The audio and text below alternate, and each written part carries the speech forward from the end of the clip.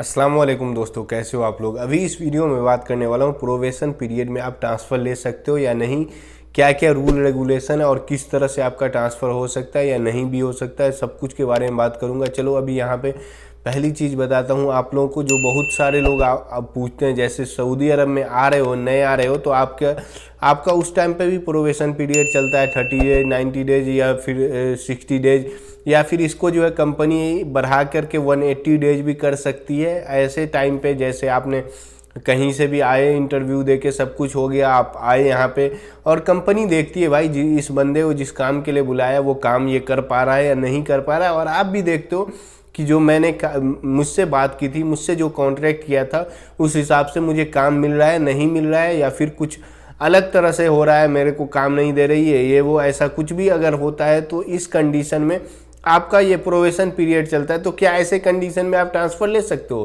Probation period में? तो देखो यहाँ पे इसका आंसर है नहीं, आप ऐसे कंडीशन में ट्रांसफ़र नहीं ले सकते हो। हाँ, बट यहाँ पे आप एग्जिट जा सकते हो प्रोबेशन पीरियड में, ये एक तरीका है, बाकी आप ट्रांसफ़र नहीं ले सकते हो। अभी एक और अपडेट आ चुकी है क्यूआ में कि ट्रांसफ़र जो है अब आप 1 साल से पहले अपने कॉन्ट्रैक्ट को टर्मिनेट करके, पहले ये था कि टर्मिनेट ही नहीं होता था कॉन्ट्रैक्ट, वहाँ पे लिखता था आप टर्मिनेट नहीं कर सकते क्योंकि आपको 1 साल से कम हुआ है सऊदी अरब में।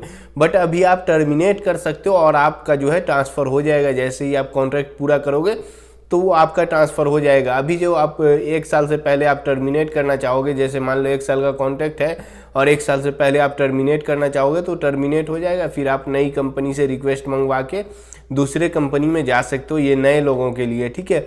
अभी बात करते हैं, जैसे कोई बंदा पहले से ही सऊदी अरब में और आप ट्रांसफ़र ले रहे हो किसी और कंपनी में, और जाने के बाद आपको पता चल रहा है कि भाई ये कंपनी तो सही नहीं है, मेरे को काम सही नहीं दे रही है, जिस काम में बुलाया वो नहीं करवा रही है, या फिर कोई भी इशू हो सकता है कंपनी के साथ आपका।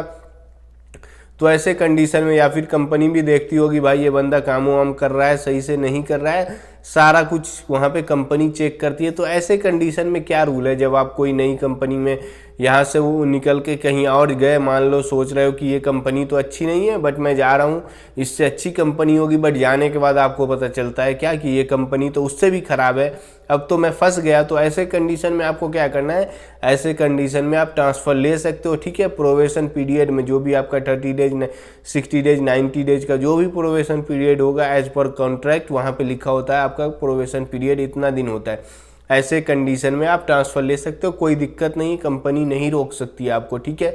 और हाँ, बट यहाँ पे एक बात है कि कंपनी जो है आपको उसके बाद बोलेगी कि भाई मैंने आपका इकामा बना के दिया, आपको इसका पैसा देना पड़ेगा, मैंने आपका ट्रांसफ़र कराया, ट्रांसफ़र की फ़ी पे की, 2000 होता है, 4000, जिस तरह का भी होता है, जैसे फर्स्ट टाइम में 2000 और सेकेंड में 4000 है, तो ऐसा बोल सकती है कंपनी कि भाई मैंने ये फ़ी पे की, अब इसका क्या है।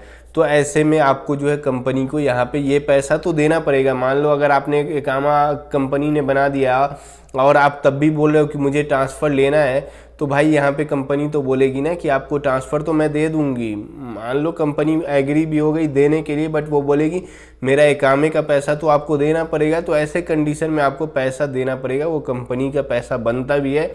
वो अगर केस भी करेगी तो हुकूमत भी यही फैसला आएगा आपका कोर्ट में भी कि आपको जो है कंपनी को ये फ़ी तो देना पड़ेगा, क्योंकि आप आए थे यहाँ पे और ये कंपनी में आप काम नहीं कर रहे हो। कोई भी रीज़न हो सकता है, आपको काम पसंद नहीं हो, जो काम में बुलाया वो नहीं दे रहा है, किसी भी तरह का आपको अपना रीज़न हो सकता है, सबका अलग अलग रीज़न होता है छोड़ने का, जाने का।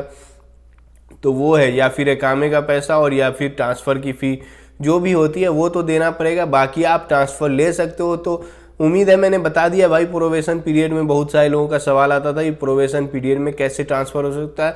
तो अगर आप सऊदी में पहले से हो और फिर दूसरी कंपनी में जा रहे हो, जाने के बाद आपका ट्रांसफ़र हो सकता है प्रोबेशन पीरियड में, ठीक है।